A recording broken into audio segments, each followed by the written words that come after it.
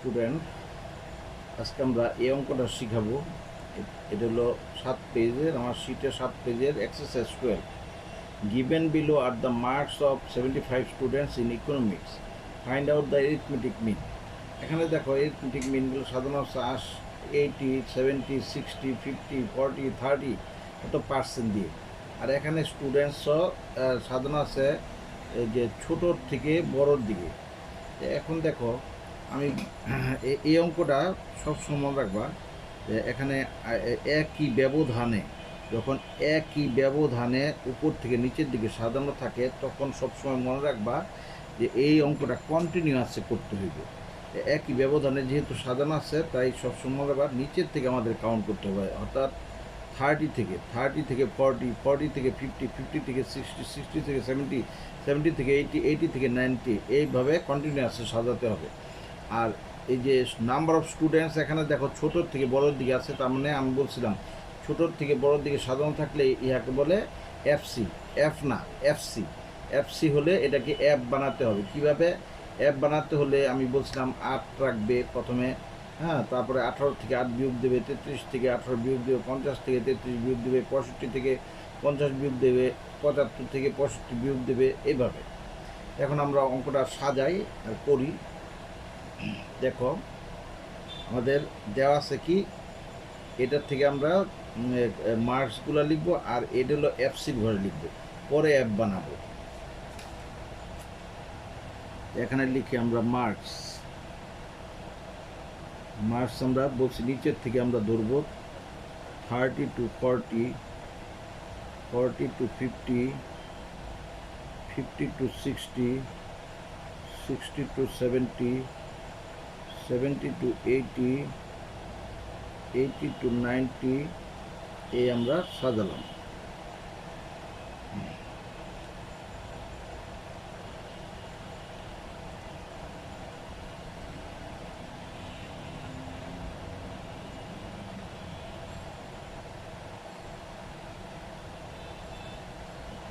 আচ্ছা, সাজানোর পরে এখন আমরা চলে যাব এফসি। বলছিলাম যে আমাদের এরপরে যেটা দিয়ে দিছে নাম্বার অফ স্টুডেন্ট ছোটোর থেকে বড় দিয়ে দিছে, তাই সেটা হবে এফসি। এফসি কত দেওয়া আছে? 8, 18, 33, 50, 65, 75। ঠিক আছে, এখন আমরা এই এফসি থেকে এই যে 3 নম্বর ঘরে আমরা লিখি নাম্বার অফ স্টুডেন্ট, অর্থাৎ এফ ফ্রিকোয়েন্সি তৈরি করব। কীভাবে? এই 8-এর 8 লিখব। 18 থেকে 8 গেলে কত? 18 থেকে 8 গেলে হলো 10, আবার 33 থেকে 18 গেলে 15, 50 থেকে 33 গেলে 17, 65 থেকে 50 গেলে 15, 75 থেকে 65 গেলে 10। এখন এখানে আমরা সবসময় কি করব? মিড ভ্যালু বের করব। মিড ভ্যালু অর্থাৎ মিড পয়েন্টও লেখন যায়, মিড পয়েন্টও লেখন যায়। এক্স দুইটা যোগ করে 2 দা ভাগ, 14, 40, 50, 70, 70-এর 2 দা ভাগ দিলে হয় কত? 35। এখানে দেখো 10 করে ডিফারেন্স, এর প্রত্যেকটা 2 দিয়ে ভাগ দেওয়া দরকার নেই, 10 করে যোগ দিয়ে গেলেই হয়। 45, 55, 65, 75, 85। এখন আমরা কি করব? আমরা বলছিলাম এক্সের মধ্যে একটা এ ধরব, এটাকে এ ধরলাম।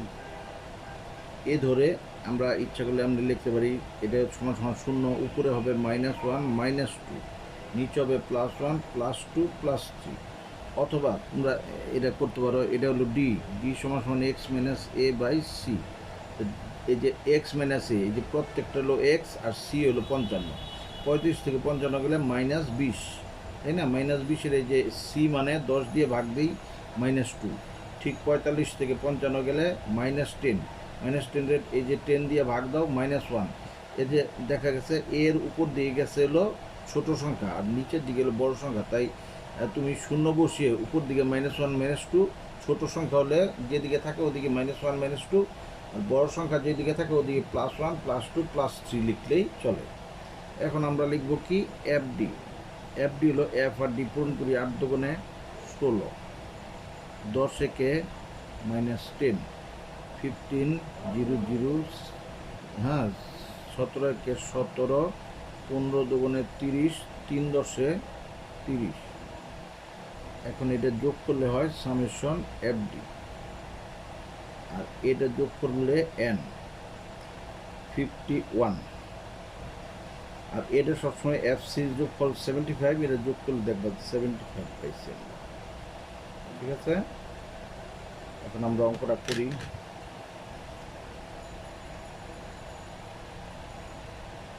এরিথমেটিক মিন চাইছে শুধুমাত্র, এরিথমেটিক মিন মানে এক্স বার।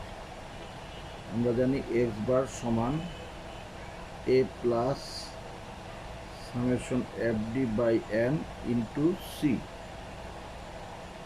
এখন আমরা লিখি হোয়ার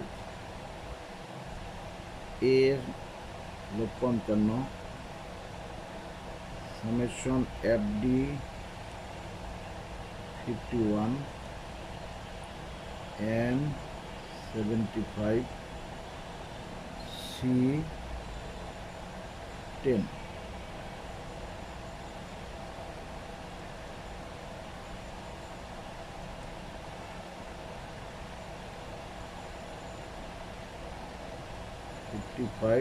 প্লাস এটার লোক এটা গুণ দিই, গুণ দিয়ে 75 দিয়ে ভাগ দিই,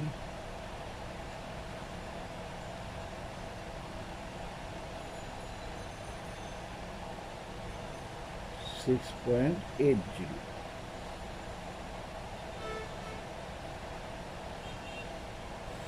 61.80।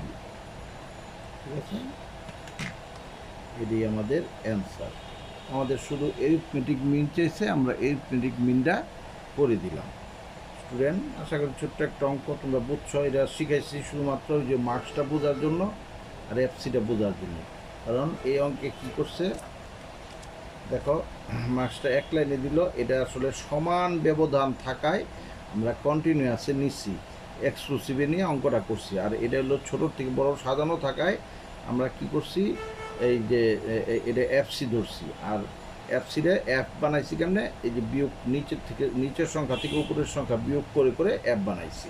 এটা মূলত শেখানোর উদ্দেশ্য ছিল। তো তোমরা অঙ্কটা নিজে নিজে করবে।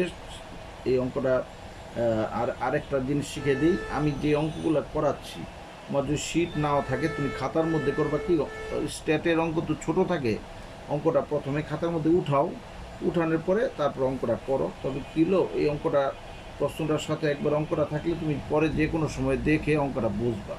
হ্যাঁ, তো শিটও খুঁজতে হবে না।